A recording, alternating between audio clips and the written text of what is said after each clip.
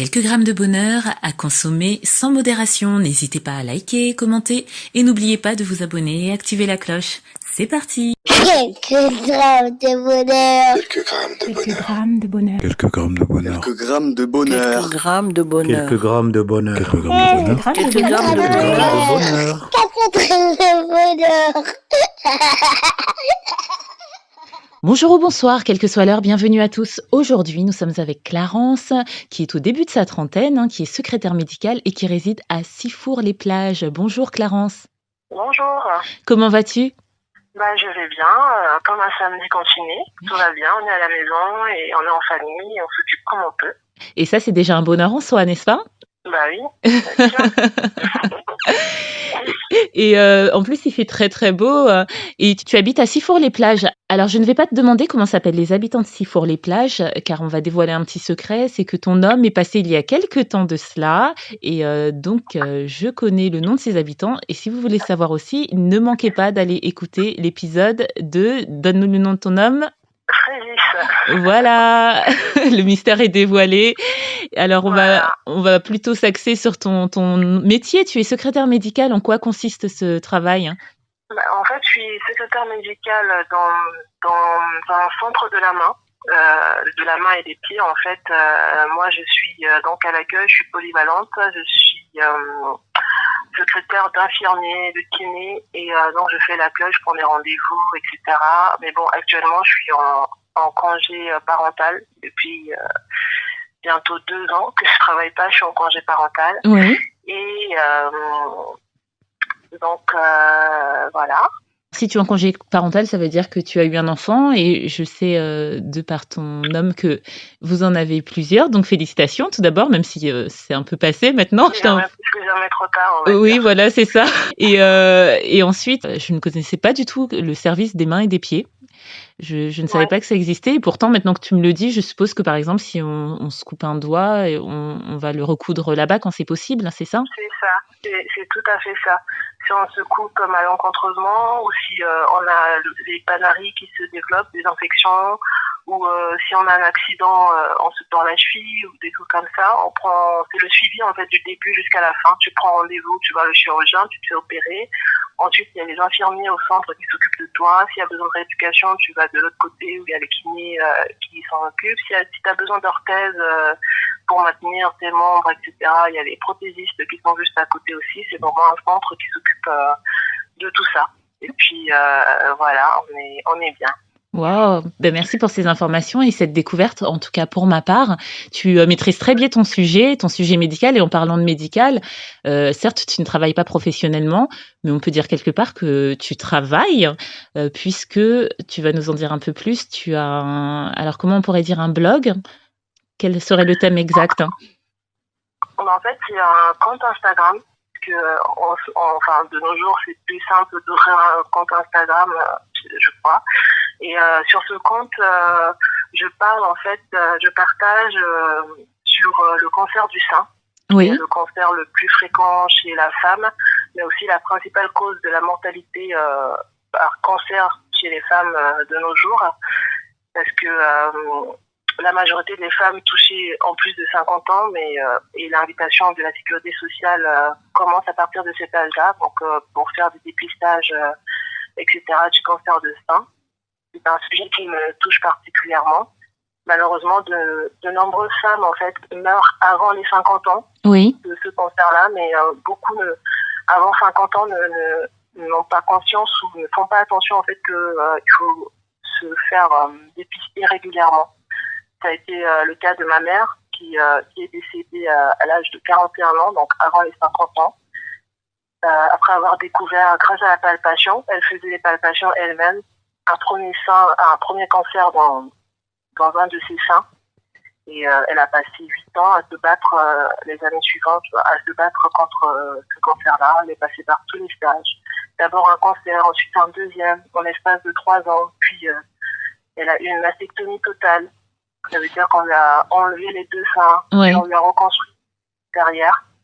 Malheureusement, 2 ans après, le cancer est revenu encore. Donc c'était un cancer très agressif qui s'est généralisé et qui l'a emporté en 2015. Donc son cancer c'était par rapport à un gène qui a mal fonctionné, en fait. C'est le BRCA1, Oui. qui est un gène qui, normalement, est là pour réparer l'ADN. Sauf que dans les cas où ça fonctionne mal, ça provoque des cancers du sein et des ovaires. Ah, c'est comme Donc, si ton propre organisme se retournait contre toi, en quelque sorte? c'est ça. D'accord. C'est tout à fait ça. Donc, tu te fais attaquer par tes gènes, en fait. Et dans ces cas-là, en fait, le cancer apparaît à un âge très jeune et c'est familial. Parce que c'est un gène qui se transmet ça peut sauter une génération ou même ça peut être là, mais que la personne ne peut ne jamais développer de cancer toute sa vie, alors que ses enfants ou ses frères et sœurs vont développer un cancer. Donc souvent, en fait, quand dans la famille, il y a plusieurs personnes qui ont des cancers du sein, des ovaires, de la prostate, à des âges très jeunes, les médecins poussent les personnes-là à faire le test génétique pour déterminer s'ils ont des gènes qui provoquent ce cancer-là. Parce qu'en général, c'est à partir de 30 ans, à partir de 50 ans, pardon, comme je l'ai dit plus tôt, que les dépistages commencent.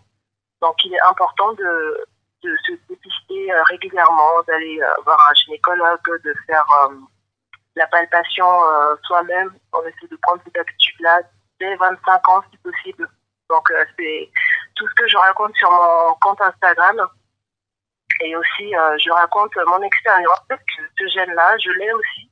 D'accord. Et moi, je ne compte pas attendre que le cancer se développe. Donc, je compte prendre les devants. Et donc, je vais raconter sur ce compte Instagram tout ce que mes démarches et tout ce que je compte faire par rapport à ça. Donc, c'est ça. Mais écoute, merci beaucoup d'avoir partagé Voilà. ça. Pour tous ceux que ça intéresse, et je vous invite vivement à le faire, à aller consulter cette page Instagram sur laquelle on apprend pas mal de choses, notamment que c'est un cancer qui peut toucher les hommes aussi, hein. Voilà, ça touche aussi les hommes, même si c'est 1% des hommes, mais il y a aussi des hommes qui ont des cancers du sein. Souvent, ça étonne, mais il y a des hommes qui ont des cancers du sein, même si c'est seulement 1% des cancers du sein. Les hommes sont aussi touchés. Et donc, justement, ce compte, voilà, pour partager l'expérience, je pense demander à des filles à qui c'est arrivé de raconter comment ça s'est passé, leur état d'esprit.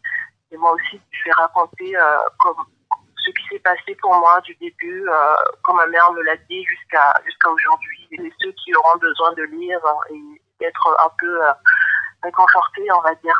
Voilà, et oui, réconforté, je pense que vous en trouverez du réconfort. Vous pourrez trouver le lien de cette page Instagram en barre d'infos sous l'épisode. Encore une fois, je vous incite vivement à aller la consulter. C'est ce que j'ai fait. Et, c'est très bien écrit déjà, je tiens à le dire.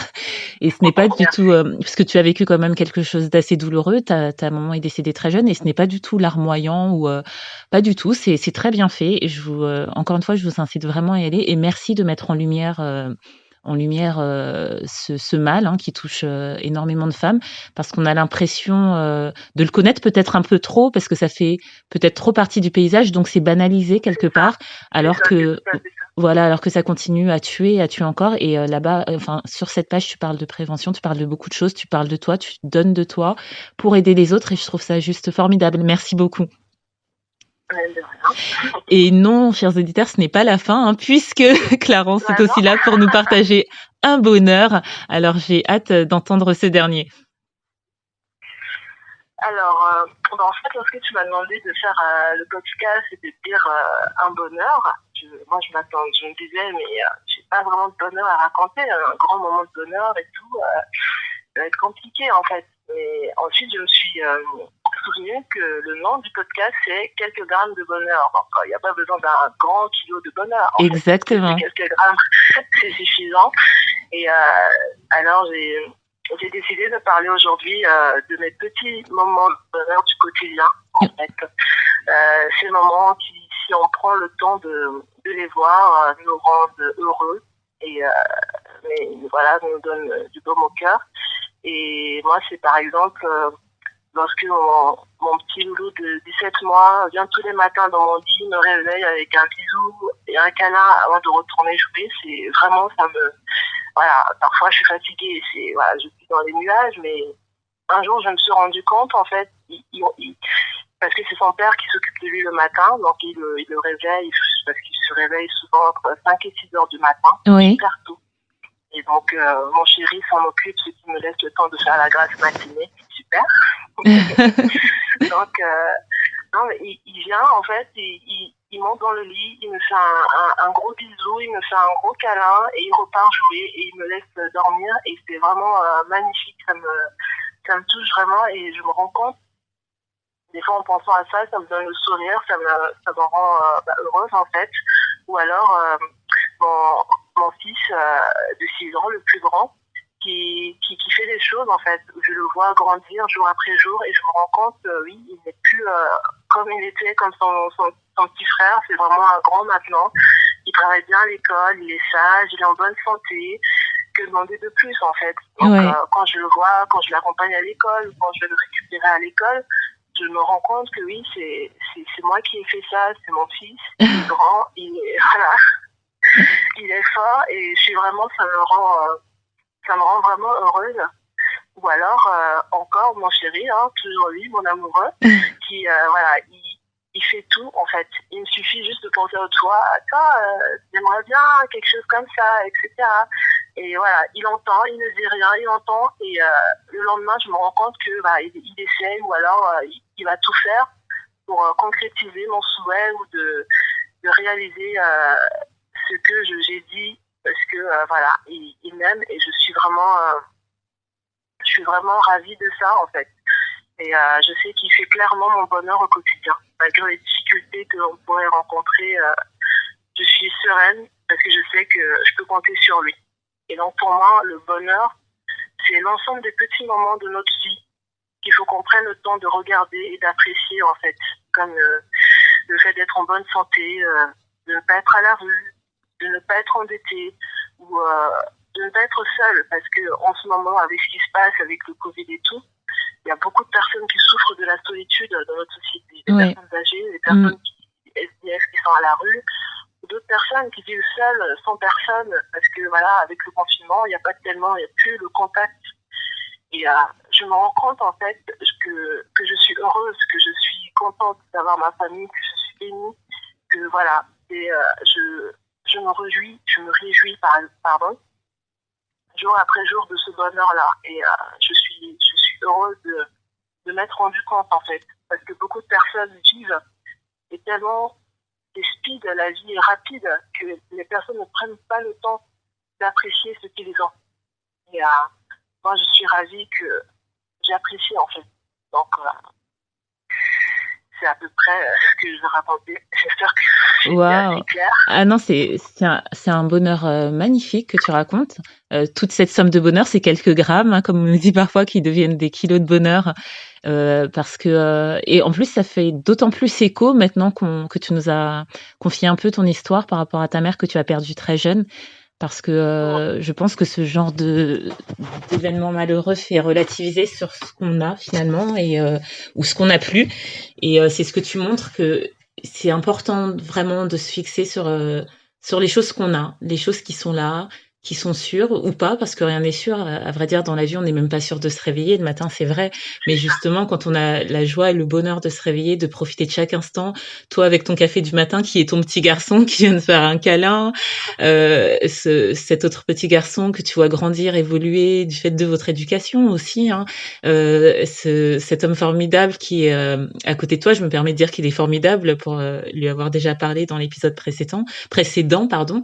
Et toi aussi qui est tout aussi formidable, parce que finalement vous êtes une famille formidable avec tout ce que tu fais, parce que je t'en prie, et je le pense, parce que tu te sers de ta propre expérience pour la tourner vers les autres, pour aider les autres, parce que tu aurais pu garder les choses pour toi, et non, tu fais une page Instagram pour que ça serve à d'autres. Donc ça, c'est top. Mais vraiment, ta vision des choses est formidable, et j'espère qu'elle inspirera beaucoup d'autres gens. Peut-être en écoutant, même ils se retourneront vers le mari qui est là, ou les enfants, ou que sais-je encore, ou sur le travail qu'ils ont, alors qu'on est dans une période, effectivement, comme tu l'as dit, où beaucoup de choses vont mal, même économiquement, où des gens perdent leur travail, voilà, où des gens se retrouvent endettés ou quoi aux caisses. Donc profiter de ces choses qui vont bien, les apprécier à leur juste valeur et ça, c'est le bonheur finalement. Waouh, merci Clarence, hein. Mais de rien, parce que non, mais j'ai vraiment trouvé une solution en me disant que derrière les nuages, il y a toujours le soleil en fait. Il faut pas s'arrêter sur tout ce qui va mal. J'essaie toujours de chercher qu'il arrive ça parce que ça, donc il faut toujours voir vers l'avant. Il faut pas s'arrêter sur les malheurs qui nous touchent et vraiment, la vie est difficile, hein. C'est pas facile, mais si on reste là à dire c'est trop dur, on peut pas avancer. Il faut vraiment qu'on se fasse violence et que voilà, on essaie de prendre le meilleur de la vie. Ben, je ne sais pas trop quoi ajouter après cette belle conclusion, cette belle leçon, si ce n'est que je te remercie énormément d'avoir partagé avec nous un peu de ton intimité, un peu de ton combat, de tes combats et de ta vision des choses, de ta philosophie de vie qui est magnifique. J'espère que tu n'hésiteras pas à revenir si tu as d'autres bonheurs à raconter. Ce sera avec une immense joie. Je reviendrai. Oh, super. Alors là, tu m'envoies ravie. D'ici là, en tout cas, tu prends soin de toi, tu prends soin de ta jolie famille. J'espère qu'il y aura plein de visites sur cette page Instagram parce que vraiment, ça vaut le coup. Encore une fois, je vous incite à y aller. Merci beaucoup de m'avoir donné la parole aujourd'hui. Ben, je t'en prie. Et puis, je vais finir avec la jolie phrase que tu as dit tout à l'heure, c'est que derrière les nuages, il y a toujours le soleil. Ça, j'aime beaucoup. Merci. Je te dis à très vite. Et n'oubliez pas, vous autres, le bonheur, aussi léger soit-il, n'est jamais loin. Alors sachez le voir, vous en saisir et l'apprécier. À bientôt. Quelques grammes de bonheur. Quelques grammes de bonheur. Quelques grammes de bonheur. Quelques grammes de bonheur. Quelques Quelques grammes de bonheur. Quelques grammes de bonheur. Quelques grammes de bonheur. Quelques Quelques grammes de bonheur. Quelques grammes de bonheur. Également envie de donner un peu de bonheur en partageant le vôtre ? N'hésitez pas à prendre un rendez-vous téléphonique avec moi pour une interview sur le lien suivant que vous trouverez également en barre d'infos. À très vite et n'oubliez pas de vous abonner. Merci.